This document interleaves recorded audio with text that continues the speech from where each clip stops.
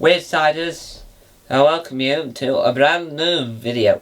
Today we are talking about Derry Girls Series 3. If you haven't already seen Derry Girls, spoilers will be coming. Now at the beginning of this series, Tom TV Show Reviews, we reviewed Derry Girls. We did review Derry Girls. And I said, and I created a new series and blah de blah de blah called Derry Girls Reviews. And I thought, when it comes out, I'll review it weekly. But then, first episode came out and I thought it said it's all going to be on the iPlayer afterwards. And I thought, oh no, I can't review it weekly. And so, I didn't. So I cancelled that series and I went about my day. And then, the final episodes aired and all that. So now I'm going to talk about it. So last Wednesday, we had the special final episode. Series 3 was an ending. Yes, fine, okay. But the Good Friday Agreement special was the perfect ending to the whole show. Now, let's talk about Series 3. Series 3 contained 6 episodes. It contained 2 characters, I'm not going to mention everything because obviously I'm the family-friendly YouTuber here, so I want to keep my review family-friendly because it's not always the most family-friendly show. They do reference stuff from the 90s, like Fatboy Slim.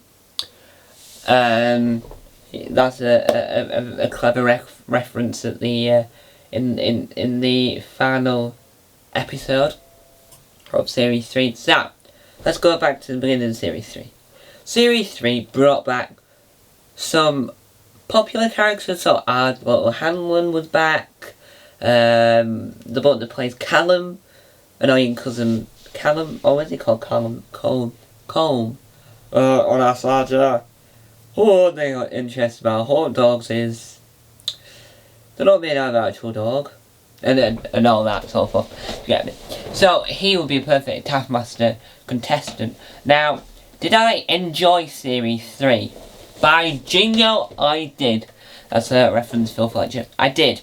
I very much enjoyed it. It is worth any viewing if anyone's out there in dire need for a new series to watch. It's international viewers.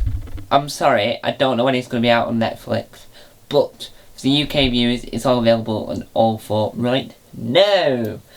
So this will include some spoilers. Let's begin. Spoiler time. It's time for spoilers. My reviews are very good, unless I love the show. My ghosts and buffering videos are amazing, but this video has already gone downhill with the musical number. Is this video gonna be any good? Let's find out. Here's my Derry Girls review. I did the whole classic singer thing there and shut your eyes, because that's what they do. I don't know why they do it. They just do. So, back to it. Derry Girls Series 3. Perfect. Absolutely perfect. We had the mixture of humour, comedy, 2 different things in my eyes. Comedy and humour. Humour is like a ha ha ha. Comedy is like like proper laugh, belly laugh. Tommy Tiernan was back in it as the father. Why else would you want Tommy Tiernan? And Tommy Tiernan is a fantastic stand-up comedian. And I don't think I've seen him act in anything else other than Derry Girls. But I might be wrong. I might be wrong on that. But Tommy Tiernan was hilarious in it, as always. There was rumours that Nicola Kaufman would be less in it. But there's only one episode that Nicola Kaufman was barely in. And obviously the Good Friday Agreement episode, because they had made up a rumour for her just to be in it a little bit, but not properly in it. Which, Bridgerton, massive. I didn't quite like Series 2 towards the end. I got really fed up with it, so I wouldn't recommend the back end of series 2 of Bridgerton. But Nicola Kaufman's fantastic as Claire in Derry Girls. Now, what made this series special was that the incorporated Siobhan McSweeney's broken leg.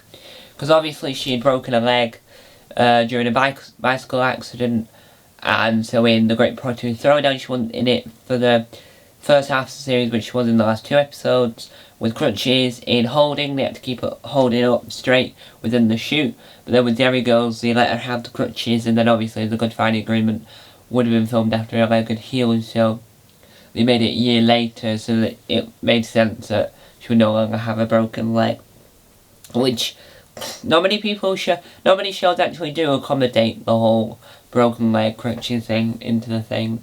They had Sister Michael, which is what Siobhan McSweeney's character is, in a DeLorean. Well, it's not really a reference because it's the 80s that the reference is there, but it's still set in the 90s. You had James in it, has always been funny. I feel like James isn't the best. I think Claire obviously is the best character, but James is probably up there in the top 3. You still had the performances on the assembly that didn't go quite well, and sarcasm from Sister Michael. But I feel like the series, it worked really well. It had, I can't 100% remember specific moments apart from the Good Friday Agreement episode, that I think is the best Derry Girls episode ever. But there is a podcast where 3 girls from Derry, so actual Derry Girls, review the programme Derry Girls and other stuff when it's not on, so that's called Talking Derry. That'll be much better and much more insightful than this, but I'm just going to ramble on as much as I can because why not?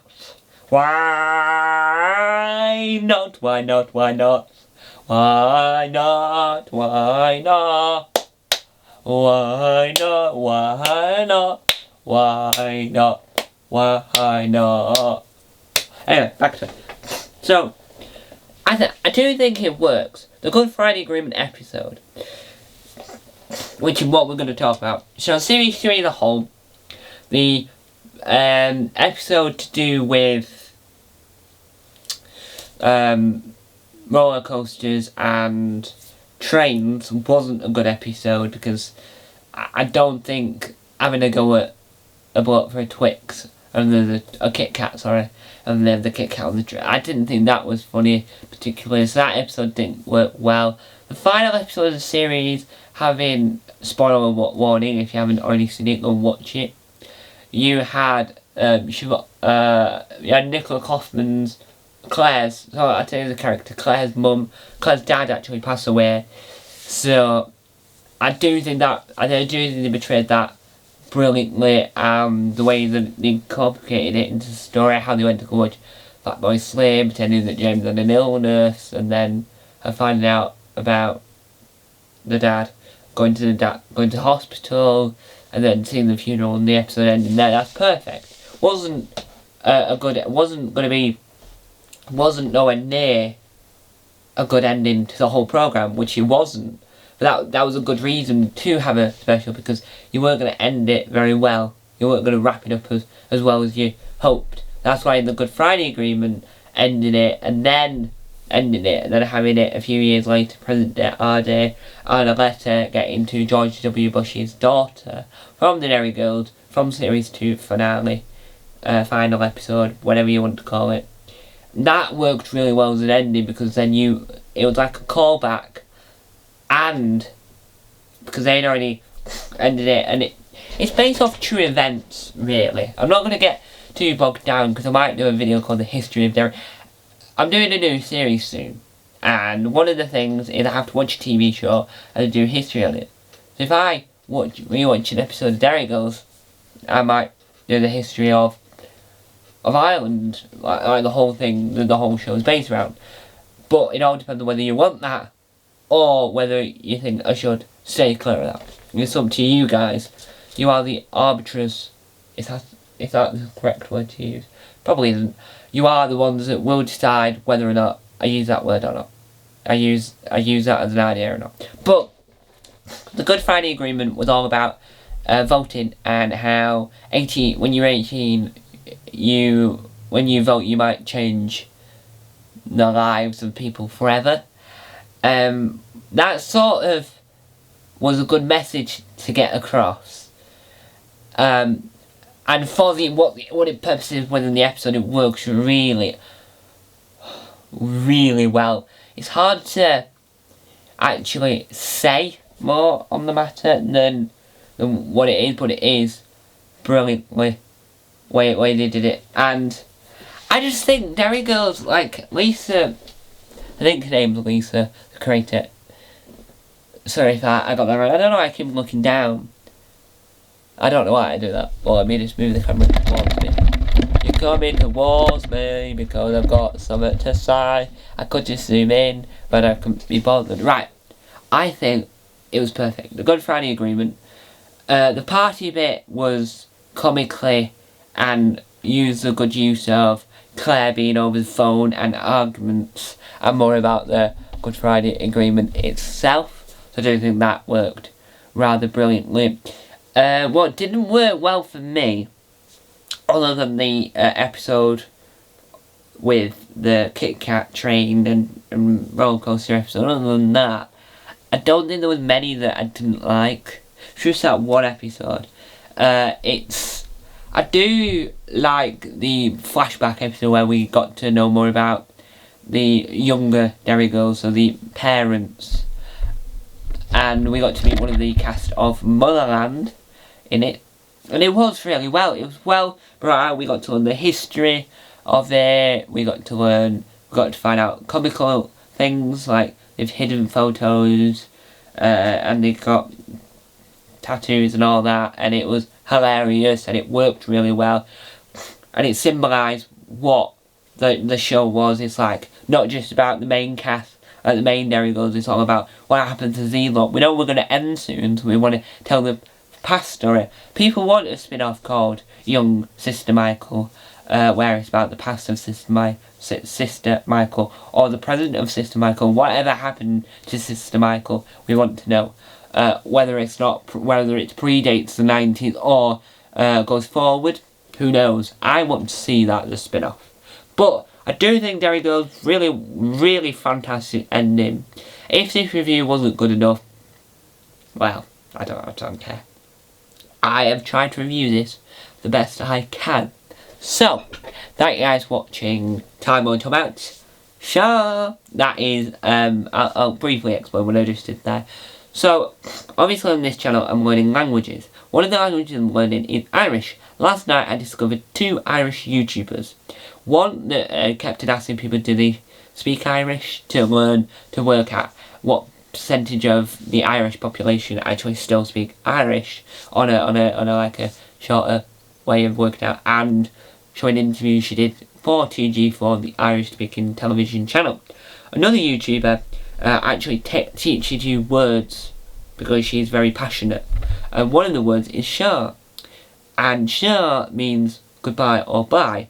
So I want to learn more on my language by each video saying bye in a different language. So I'm going to grab a note up on my phone or my iPad today after recording this, get all the goodbye words together so I can learn how to say goodbye in Norwegian, Swedish, Danish, Welsh, Scottish, Irish. I can't think of any of the other languages I'm learning. Scottish, Irish, no, Scottish Gaelic, Welsh Gaelic, Irish. It's Swedish, Norwegian, Danish, and I think, in German.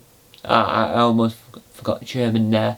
So I wanted to learn how to say goodbye in those languages and then produce that as a video. Like, not as a video, but as the endings for all the channels. So, there you have it. Was Derry Girls any good? Would I recommend Series 3 if you were hesitant whether to go into the deep end and watch the final series after you've seen Series 1 and 2? Yes. So, for all you international viewers out there, stay tuned. You're going to have a lovely time with Series 3 and the Good Friday Agreement episode. Well done, Derry girls. Until the next time. Why was I going to call you all Derry girls? Well done, Derry girls, for making a fantastic representation of Ireland in the 90s, I assume. I don't live in Ireland, so I won't be able to tell you whether that's a good representation, but if it is, do let me know so I can say more good things about it. If you haven't seen it and you live in the UK, it's on All 4. Every single episode is available for free on All 4 with adverts. And in international waters, series 1 to 2 is available on Netflix, and series 3 and the Good Friday Agreement should be available very soon. I don't know that for definite, but there you have it. Thank you guys for watching. Time out. Sure, I'll go that way.